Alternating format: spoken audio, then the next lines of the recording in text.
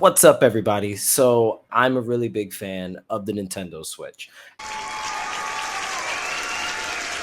You can just simply play your Switch in the vanilla handheld mode, but we're adults, and adults deserve to be comfortable. It's facts. It's not facts. These facts are not facts. I often play my Switch dock mode, but whenever I can't use the dock or I can't play on the TV for whatever reason, I'm more than comfortable playing my Switch in handheld mode. Now, if you're an adult like me and you have adult size hands, you'll know that the Switch is not very comfortable to hold at all. It's very flat. There's nothing for you to really hold on to. And playing a game like this kind of orientation for a really long time can be very, very, very uncomfortable. Definitely uncomfortable for me. It makes me not want to play it like this for very long.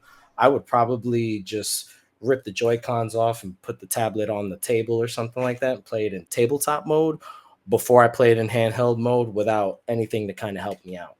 Both products that I want to talk about today are not sponsoring this video. These are just my thoughts on using the products from a consumer standpoint. I want to go into this new device that just came out, which is a product by Cracked. This is called the Nitro deck. So the Nitro deck is designed to fit both the original Switch model and the OLED model. What you're going to want to do is you're going to want to take your Switch tablet and just kind of slide it right into the Nitro deck. So it has a mechanism on the inside here that locks the tablet in place so that way it doesn't fall out. As you can see, I'm testing it here for you, and the Switch does not fall out of the Nitro deck. It has a release mechanism on the back of the Nitro deck where you would push on this latch right here. It'll release the clamp and then you can slide your tablet out. The Nitro deck is cool because it's kind of packed with a lot of different features. One of the biggest selling points for the Nitro deck is the fact that this has Hall effect analog sticks. In this product, use magnets to receive the signal of what directional input you're using, as opposed to traditional analog sticks, which tend to have two pieces of plastic kind of rubbing up against each other, which cause friction, create residue and dust that can cause the contacts to misread. And unless you're replacing that Joy-Con analog stick with a Hall effect stick, I don't genuinely think that problem would ever go away. So having something like a Nitro deck kind of solves that for you if you're worried about Joy-Con drift. But one of the biggest setbacks for me is the placement of the right analog stick. So on another product that I want to talk about after this, the placement is much different and, in my opinion, much better. But where the analog stick is on the Nitro deck, it's directly below the face buttons. So right here, where if you're holding that while trying to move the camera and trying to go back to some kind of input with the A, B, X, and Y, it's just really cramped and it kind of doesn't feel that comfortable to kind of maneuver between the two of them back and forth. Everything else feels really good. The programmable buttons on the back feel really good and have a nice click to them. The LR, ZL, and ZR buttons also feel pretty good. The shoulder buttons here have nice click. The triggers are a little bit softer, but that's okay. When the tablet turns on, there's a really cool LED that comes on. There it is. Nice little LED there at the bottom that will change colors depending on what kind of function you're doing. You can program the back buttons, also programs macros. So you can program a series of button inputs. Just press one of these back paddles and it will complete that entire series of button inputs that you put in. So they have like videos online for you to figure out how to program your Nitro deck and kind of customize it the way that you want.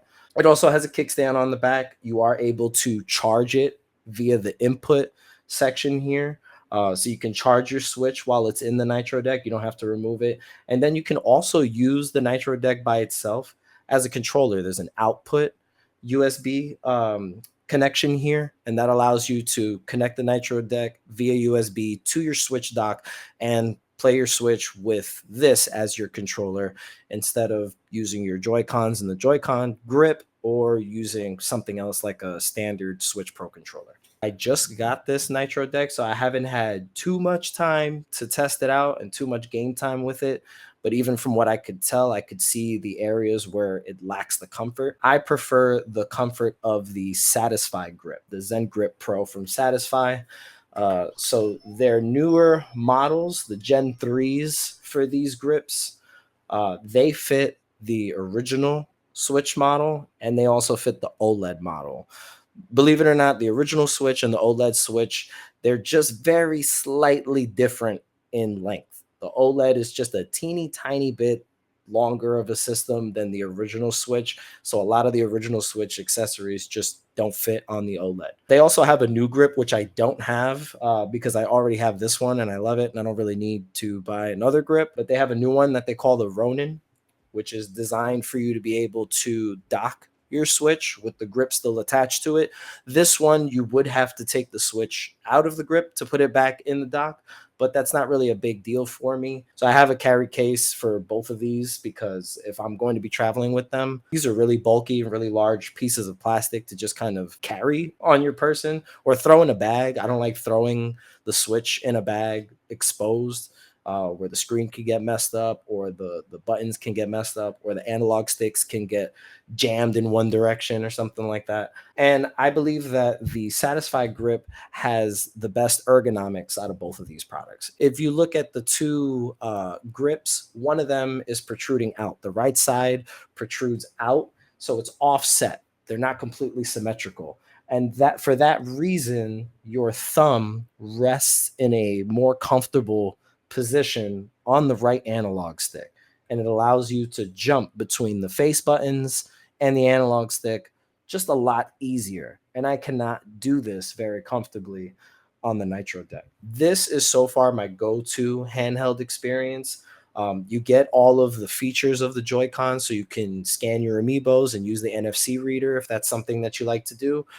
You have the HD Rumble feature still because the Joy-Cons use Nintendo's HD Rumble.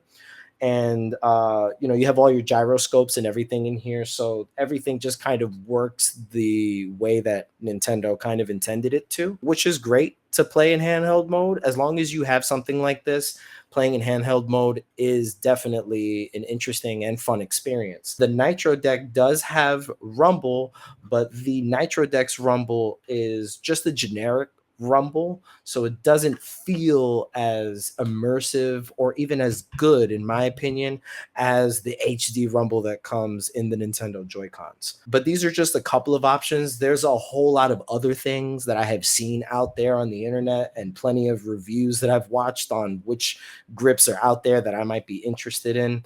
And these two caught my attention the most. I realized that there's kind of no need for both of them. They kind of just satisfy whatever your unique gaming needs might be, depending on if you like to play in handheld mode and what kind of games you're going to be playing, because each of these will offer a different experience depending on the game. If you're playing a game where using both analog sticks, like a first-person shooter or any type of action adventure game where you're toggling the camera around a lot, you may want something a little more comfortable, something where the Satisfye grip could help you with that. If you're going to be playing 2D games, Metroidvanias, platformers, some 2D Mario stuff even, all of that is going to work really great on the Nitro deck because you're going to choose either the D-pad or the left stick and then your A, B, X, and Y buttons. Other than that, you're going to get a handheld experience nonetheless. If you found any of this information helpful for you, so why don't you show your gratitude and please like this video, leave a comment down below, let us know what you thought about today's topics or discussions, share this video with friends and family, and don't forget to subscribe to the YouTube channel, and that's Nerdy by Nature TV. We are changing what you believe to be nerdy. We are all nerdy, and here at Nerdy by Nature, we're showing you how easy it is to get in touch with your nerdy side. So you could listen to our podcast, that's Nerdy by Nature Podcast, on Spotify and Apple Podcasts. And that's Nerdy by Nature TV on all social media platforms, Instagram, Twitter, or X, whatever you prefer, and TikTok. And we're going to catch you on the next piece of content. Thank you once again.